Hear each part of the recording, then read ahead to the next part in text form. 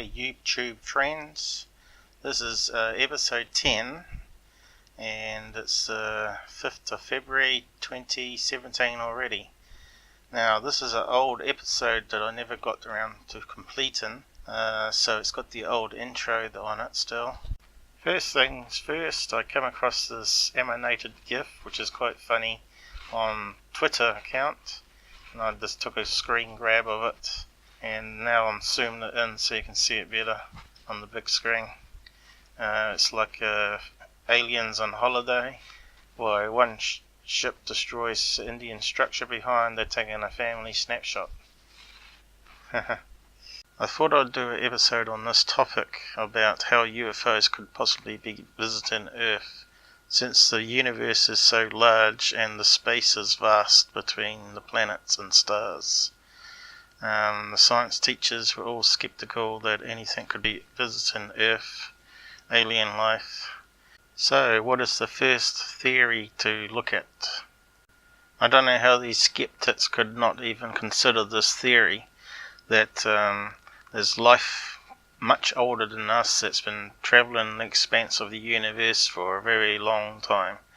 Millions of years. They could be in ships that have their own sort of energy light source that produces food, and when they come across a Earth-like planet, then to settle and colonize it as like a base starport until they can go to the next location and just keep on spreading throughout the universe. Now I don't see why the scientists couldn't comprehend such a scenario. I could not understand them when I was a kid at school.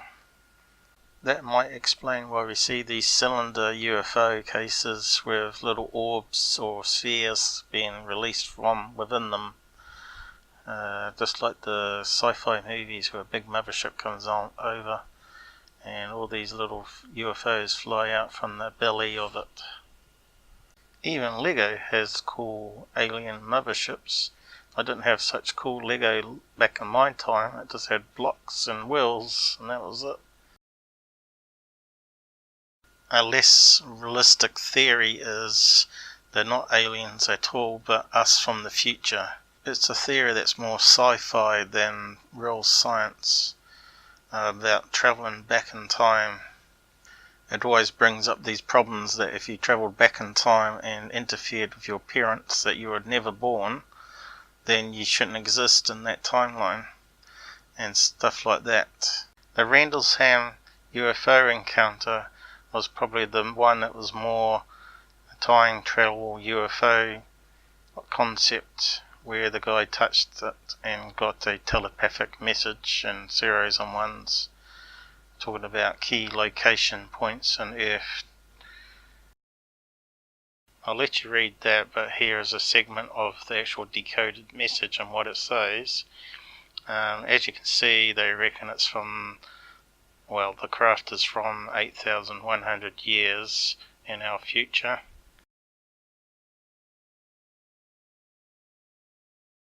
Mind you, whenever I hear the words Linda Moulton Hell, I have my dubious thoughts that it's all crazy idea.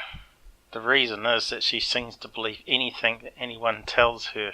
She's been caught out before with a guy posing as a government agent feeding her misinformation, who later come out and said so in an interview. So it's hard to believe anything that she gets is valid, and whether it's been tampered with. The fact that it was a telepathic message and it was in a dream or hypnosis could mean that there is some doubt about whether it's actual real or man's creative mind. The next theory is talking about parallel universes or fourth dimensions and 11 dimensions, where entities can pass through into our reality. That could also mean paranormal, like ghosts even, and aliens and ghosts could be linked.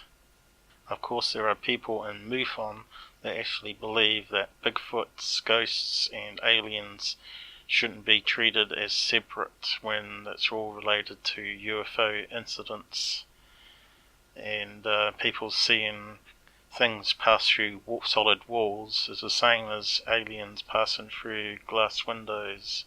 So there could be some cross link between those sciences. Of course, parallel universes all comes under the theory of quantum science and quantum physics and all that spooky stuff. Spooky interaction at a distance, I think is the famous quote. Here is a story from some woman claiming to have been from a parallel universe, that she woke up and everything was different. Could be that maybe she lost her mind, who knows, but it's a good story regardless. I'll let you have a read of that in case you've not heard of that story before. Of course, everybody's heard of the Mandela effect, where people remember things differently to what they find out now on the internet. Like interview with a vampire is now interview the vampire. That brings us to the next theory, that they aren't from space but from within the Earth's core or underground. All the hollow Earth theory comes out in this one, and the reptilians come out. There's meant to be secret tunnels under New York where people claim to have spotted reptilians crawling out of sewers, but it's more likely to be alligators. Here's an article talking about the possibility that there is a branch of humanoids that were reptilian, dinosaur type creatures that sort of adapted to living underground. They may have started on the surface and maybe a meteorite impact driven them underground, and they learnt to evolve or adapt to living underground using thermal energy. So that also brings into the theory of South Pole or Antarctica having a hidden door in the ice that allows UFOs to enter. And of course that's also been linked to the Nazi secret base. So there's a lot of theories out there. Of course there's a variation to that theory that also the creatures visiting us in craft are actually from planets in our own solar system, that they also live underground in bases and have used nuclear and thermal energies of the planet to produce food using light, lamps underground, and water is underground according to new Mars findings. Of course they reckon it's frozen water, but it doesn't mean there's not lakes of water underground. Now to the last theory, or probably one of my favourite ones, that the suns are not just energy sources and mass of atoms balling away, but inside in another dimension acts like a stargate that connects all other suns in the universe, and simply entering inside the star or the sun you can transport to anywhere in the universe instantly through these wormholes. It's quite an interesting story. Be good for a movie plot, I'd say. Here it gives a description of what a wormhole is. Of course it's all theoretical and not proven, but it doesn't mean it doesn't exist. The superhighway of the universe. You could imagine it like a computer mesh network where each computer connects to any other computer in the network, and the data or the packets of data are transferred between each device in any way it wants to go on the network.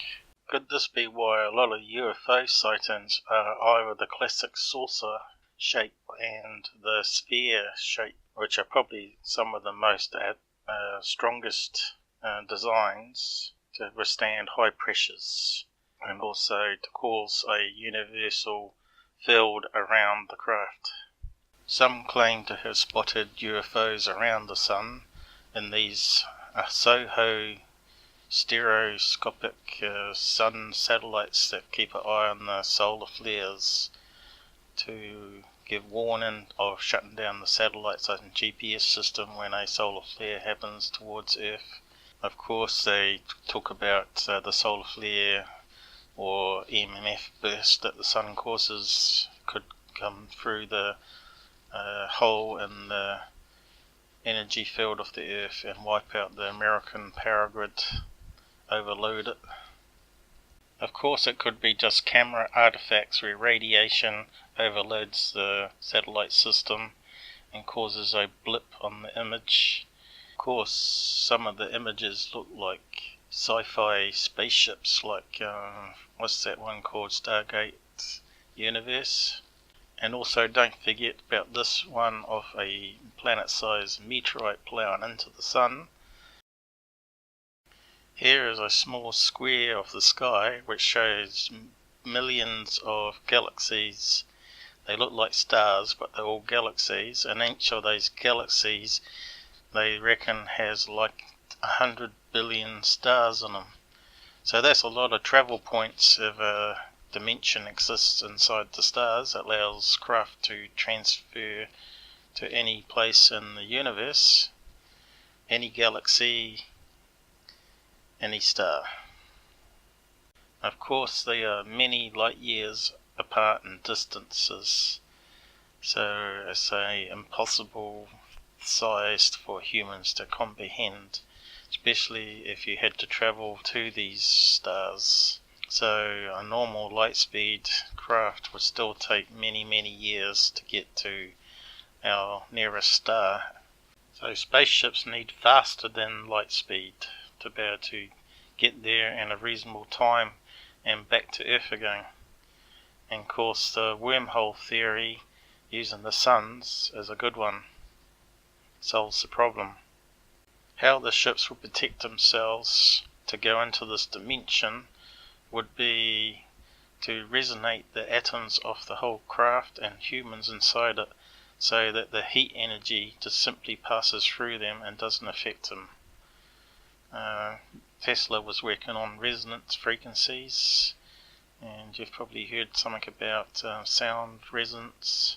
Well, that comes to the end of the episode. I hope you enjoyed watching and listening, and please hit the like button on the way out if you enjoyed it. And if you're not a member, hit the subscribe button and the notification icon to get alerts of the next episode that I will be doing. Hopefully it will be on New Zealand X-Files Part 1.